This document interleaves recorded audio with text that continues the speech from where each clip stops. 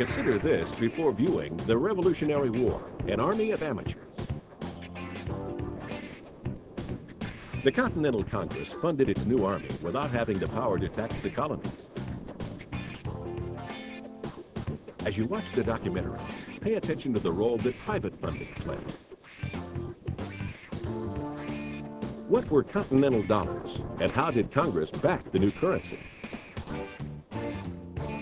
Assignment Discovery now presents the Revolutionary War, an army of amateurs.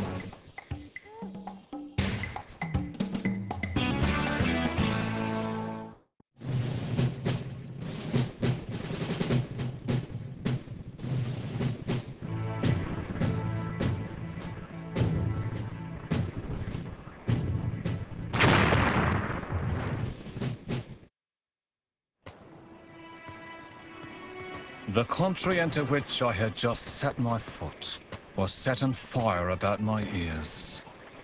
The fatal 19th of April. The moment the event of that day was known, I rejected the sullen-tempered Pharaoh of England forever. Thomas Paine.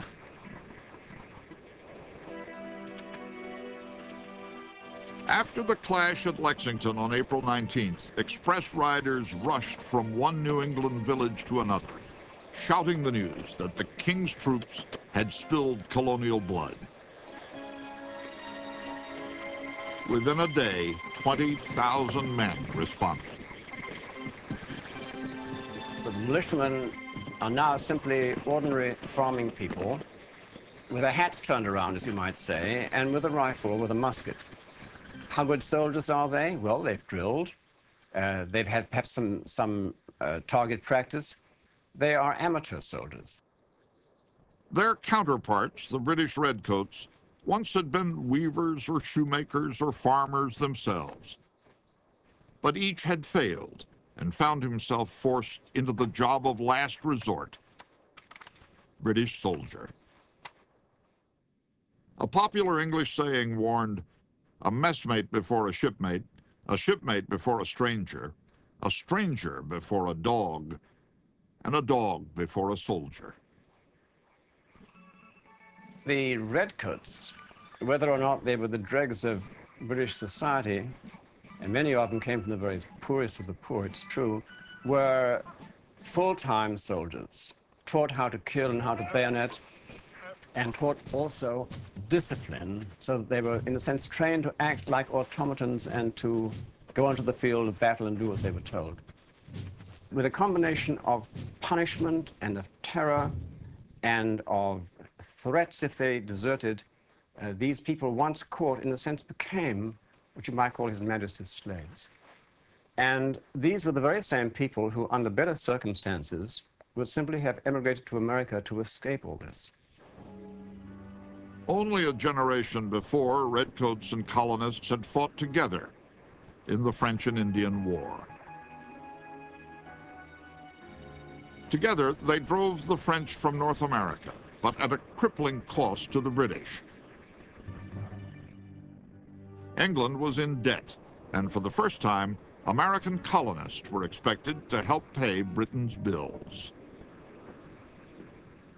This is a nation that has been racked by a 7-year international war for empire with France and Spain. They've emerged the winners. They have an enormous war debt. They have to keep their army and navy mobilized because France is far from defeated.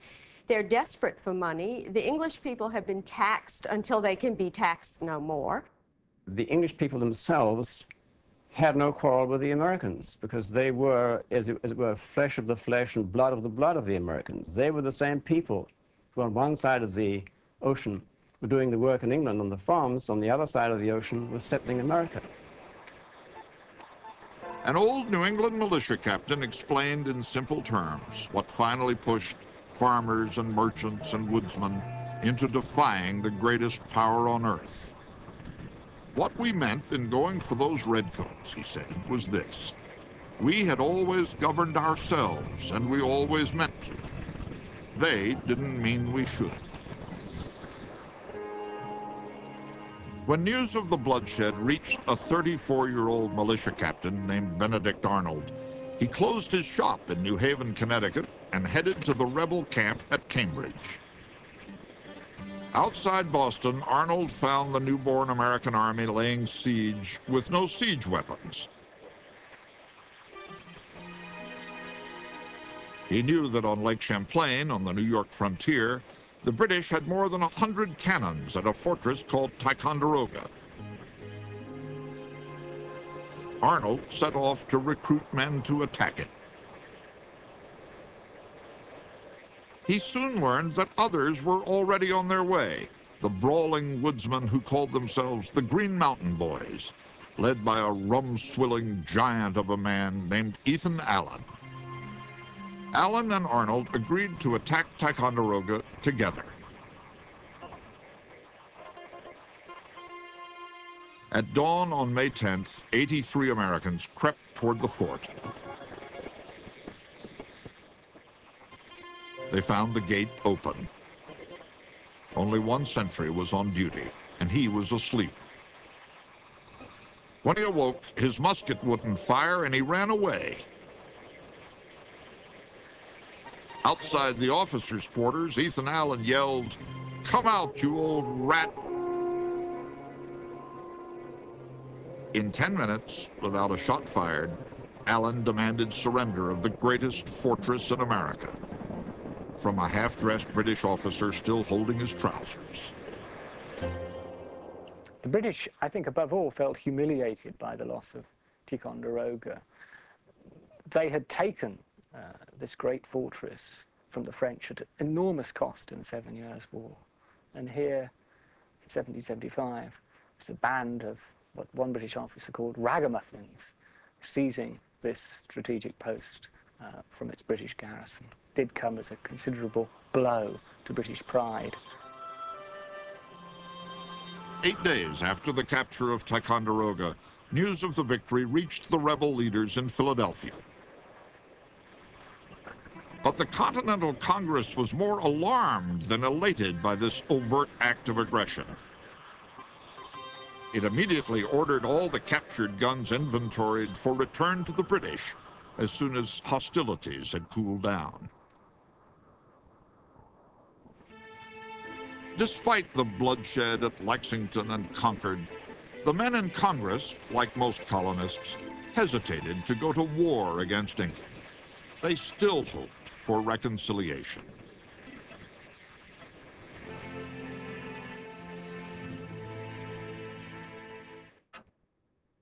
Our situation here is beyond description almost.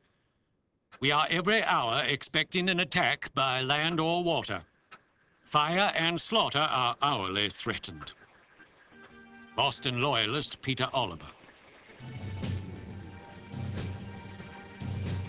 2 days after Lexington, 20,000 rebels surrounded Boston.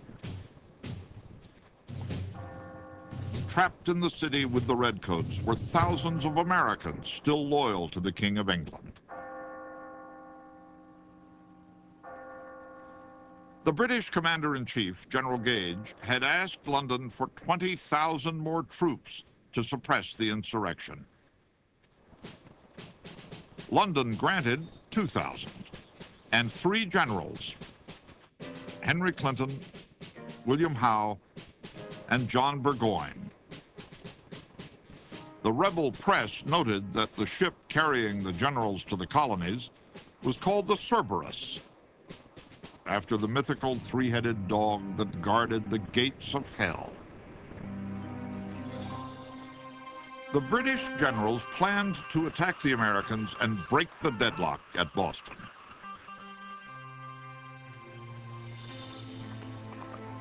But within 24 hours, rebel spies reported the British strategy to the Americans.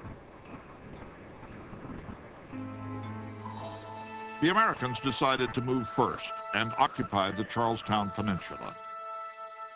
Their plan was to build fortifications above Boston Harbor, the lifeline for British supplies. The place they chose was called Bunker Hill. The man they chose to lead them was Massachusetts Colonel William Prescott. On the evening of June 16th, Prescott and more than 1,000 men moved out to fortify Bunker Hill. Instead, in the confusion of darkness, the rebels chose a lower site called Breed's Hill. The Americans labored all night on their defenses. At first light, a watchman aboard a British warship was shocked to discover that the face of Breed's Hill was crowned by a 136-foot-long entrenchment. General Clinton proposed landing 2 forces on the Charlestown Peninsula and trapping the Americans between them. Surprisingly, General Gage overruled him and prepared for a more perilous move, a frontal assault.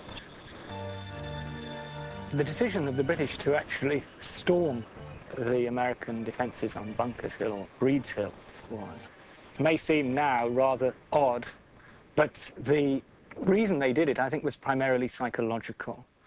The British had suffered an embarrassing, humiliating reverse on the day of Lexington and Concord. So they had to reassert the superiority of regular troops over the colonial militia. Gage's strategy required waiting 6 hours for high tide, 6 more hours for the Americans to fortify Breed's Hill.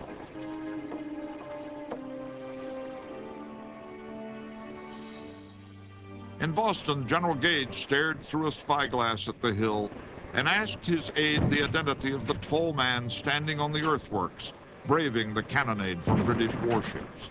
The aide said it was his own brother-in-law, William Prescott. When Gage asked, "Will he fight?"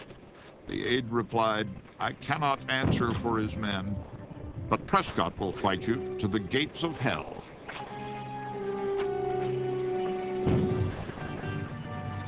At the rebel redoubt, an elegantly dressed patriot arrived, carrying a borrowed musket on his arm and a book of poetry in his pocket. Joseph Warren was one of the colony's most successful physicians and the leader of the Boston rebels. At dinner the evening before, he had confided to companions that he had foreseen his death on this hill, but he had no intention of ducking the fray. These fellows say we won't fight. By heaven, I hope I shall die up to my knees in British blood.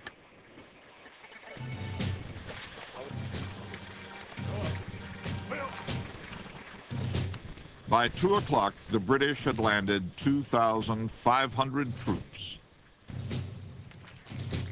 By 3 o'clock, they were ready.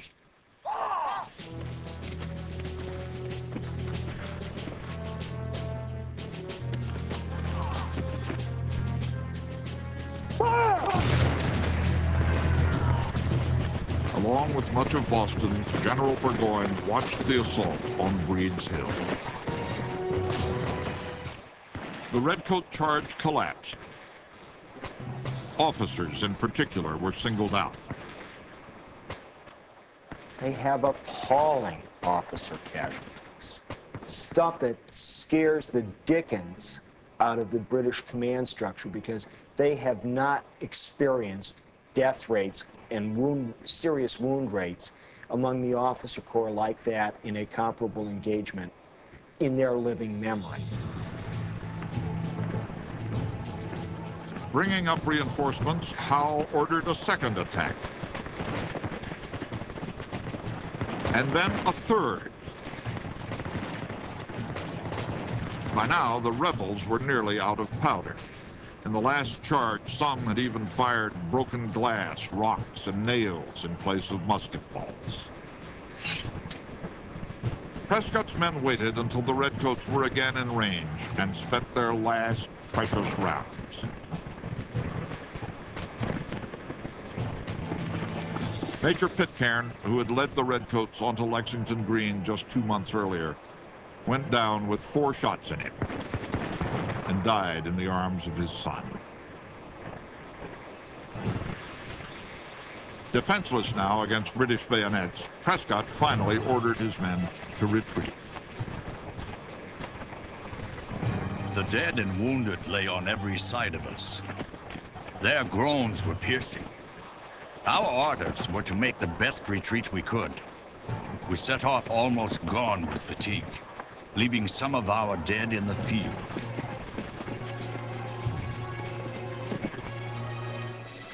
Among those left in the field was the Patriot leader who had foreseen his own death, Joseph Warren. He was 34 years old.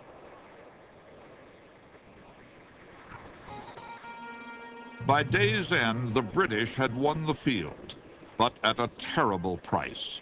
Their casualty rate, over 40%, was the highest the British would suffer in the entire revolution. 1,000 men were killed or wounded. General Clinton said it was a dear-bought victory. Another such would have ruined us. The Americans lost the hill, but they won a newfound confidence. What they lacked was training, a treasury, and a leader.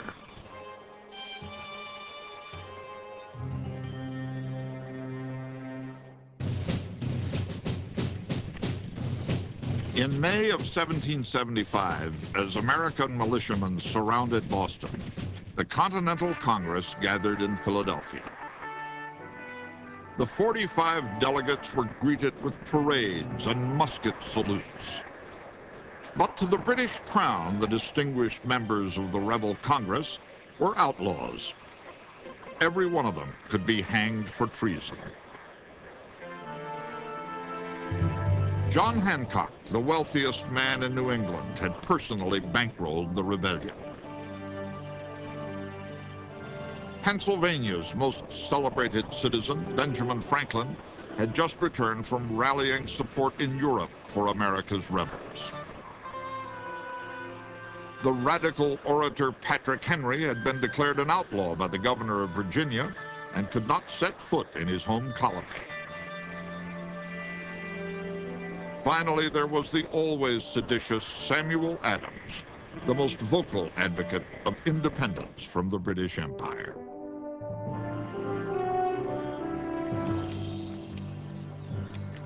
While still hoping to restore peace, Congress prepared for war. It proclaimed the jumble of militia companies besieging Boston the American Continental Army.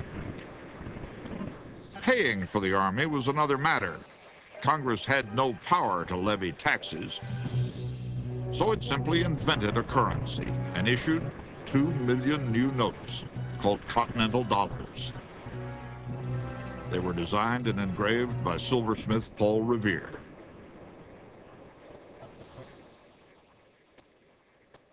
Congress also had to choose a man to lead the new army. The commander of the militia, Artemus Ward, had never led troops in battle and was thought too timid. At 57, the veteran Connecticut Colonel Israel Putnam was thought too old. The most experienced officer, a former English colonel named Charles Lee, was just too British. Samuel Adams' influential cousin John wanted a man from the South, someone who could bring the other colonies into New England's war. What they all wanted was a man they could trust with the terrible power of an army. On June 14th, Adams began to glowingly describe his candidate.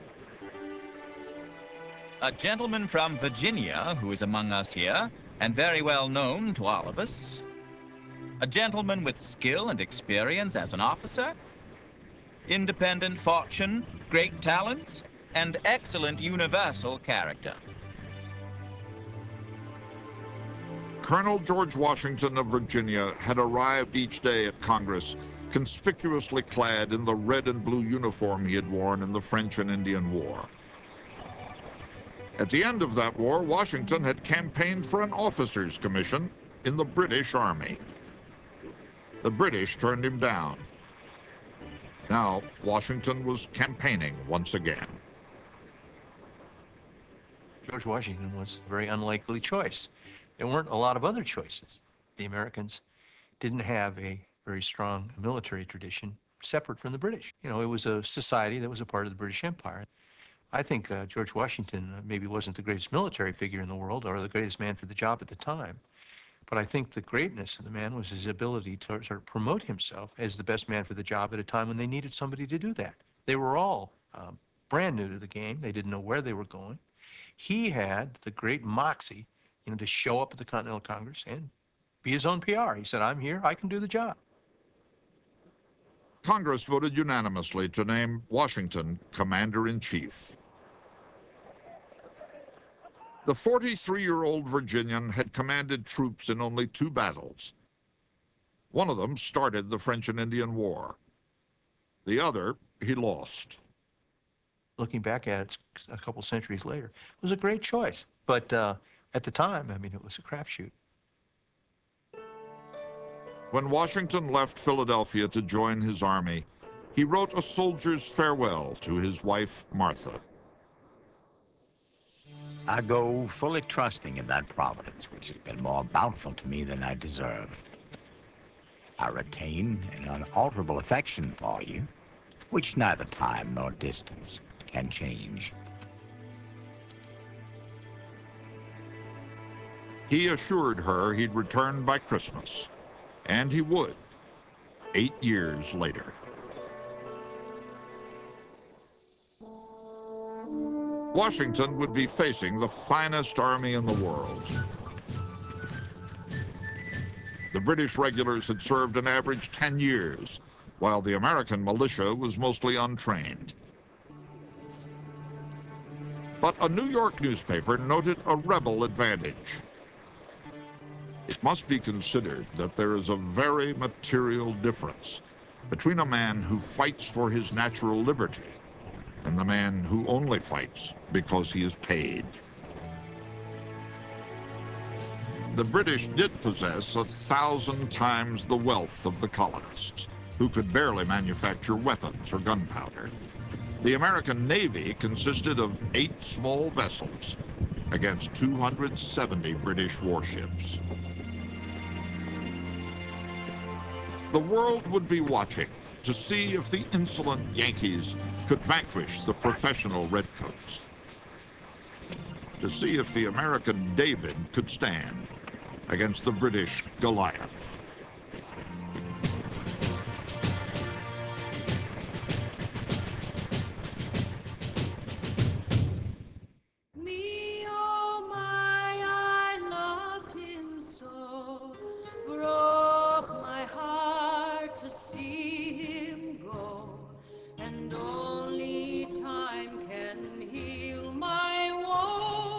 Johnny has gone for a soldier. I'll sell my clock, I'll sell my reel.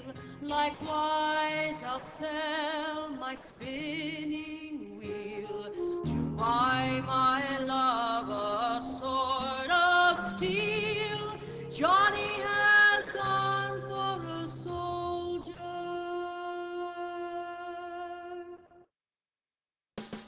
Now that you've seen the Revolutionary War, an army of amateurs, talk about this. At the end of the Battle of Bunker Hill, the rebels had to fire glass, rocks, or nails from their muskets because they had depleted their ammunition supply. Speculate on if and how the outcome of Bunker Hill would have been different if the colonial soldiers had more munitions. Now try this. Look for examples of editorial cartoons from the 1700s and discuss how they succeed or don't succeed in conveying their points. Then draw your own 18th century style political cartoon to share with the class. To learn more, Assignment Discovery suggests Rules of Civility by George Washington. Log on to discoveryschool.com for curriculum materials and resources to support the Revolutionary War, an army of amateurs.